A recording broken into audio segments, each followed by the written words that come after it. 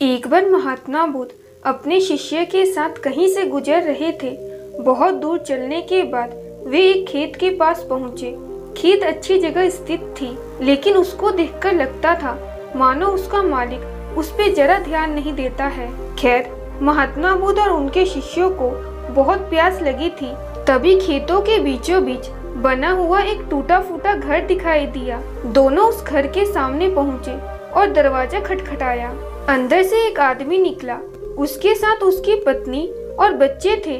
सभी फटे पुराने कपड़े पहने हुए थे। महात्मा बुद्ध का शिष्य बोला, क्या हमें पानी मिल सकता है? बहुत तेज प्यास लगी है। जरूर, आदमी ने उन्हें पानी का बर्तन थमाते हुए बोला। मैं देख रहा हूँ कि आपका इतना बड़ा खेत है, पर इसमें कोई फसल नहीं बोई गई है और ना ही यहाँ फलों के कोई पेड़ दिखाई दे रहे हैं। तो आखिर आप लोगों का गुजारा कैसे चलता होगा? शिष्य ने पूछा। जी, हमारे पास एक भैंस है, वो काफी दूध देती है। उसके दूध को पास के गांव में बेचकर कुछ पैसे मिल जाते हैं और बचे हुए दूध का सेवन करके हमारे परिवार का गुजारा चल जाता है, आदमी ने समझाया। जब महात्मा बुद्ध और उनका शिष्य आगे बढ़ने को तैयार हुए, तभी आदमी बोला, शाम काफी हो गई है, आप लोग चाहें तो आज रात यहीं रुक जाएं। महात्मा बुद्ध और उनका शिष्य रुकने को तैयार हो गए।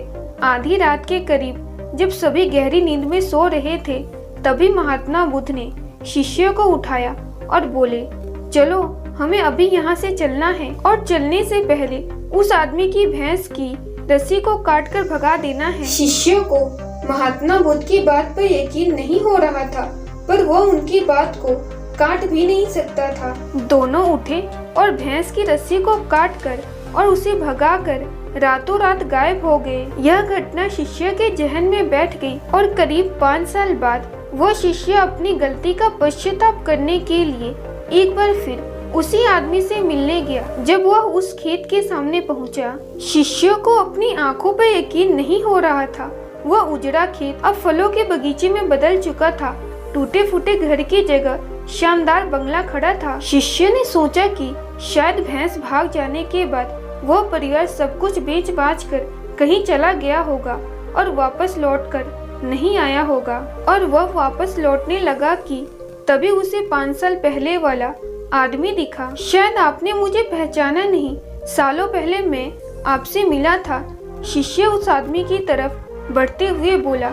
इस जवाब में उस आदमी ने बोला, नहीं नहीं, ऐसा नहीं है, मुझे अच्छी तरह याद है, आप और आपके गुरु यहाँ आए थे। कैसे भूल सकता हूँ उस दिन को? उस दिन ने तो मेरा जीवन ही बदल कर रख दिया। आप लोग बिना बताए चले गए, पर उसी दिन ना जाने कैसे हमारी भैंस भी रस्सी तोड़कर भाग गई। कुछ दिन तो समझ ही नहीं आया कि क्या करें, लेकिन जीने के लिए कुछ तो करना था, इसलिए लकड़ियाँ काट कर बेचने लगा। उससे कुछ पैसे हुए तो खेत में बुवाई करवा दी। सौभाग्य से फसल अच्छी निकल गई। बेचने पर जो पैसे मिले उससे फलों में बगीचे लगवा दिए और यह काम अच्छा चल पड़ा। और इस समय मैं आसपास के सैकड़ों गांव में सबसे बड़ा व्यापारी हूँ। सचमुच ये सब कुछ ना होता अगर वो भैंस ना भागी होती, लेकिन यही काम आप पहले भी कर सकते थे। शिष्य ने आश्चर्य से पूछा। आदमी बोला, बिल्कुल कर सकता था, पर तब जिंदगी बिना उतनी मेहनत के आराम से चल रही थी। कभी लगा ही नहीं कि मेरे अंदर इतना कुछ करने की क्षमता है, इसलिए कभी कोशिश ही नहीं की। पर भैंस के भाग जाने के बाद हाथ पैर मारने पड़े और मुझ जैसा गरीब इंसान भी इस मुकाम तक पहुंच पाया।